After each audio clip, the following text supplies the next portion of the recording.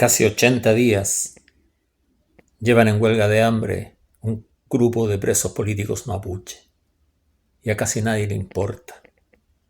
¿Cuánta gente en Chile? ¿Cuántos saben de esa huelga? ¿A quién le importa si esos presos mueren? ¿Quién sabe en qué condiciones se encuentran? ¿Cuánto peso han perdido? ¿Qué es lo que demandan? ¿Qué es lo que buscan?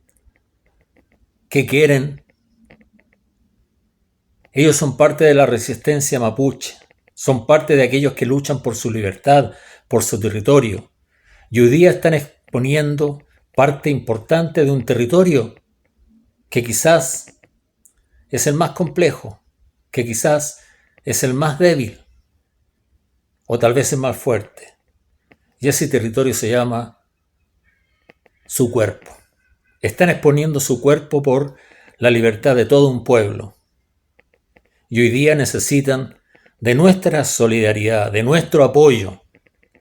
Hay que difundir esa huelga de hambre para que termine y para que termine bien. Apoyemos, solidaricemos con la huelga de hambre de los presos políticos mapuche. Hoy día y no mañana, pues puede ser demasiado tarde.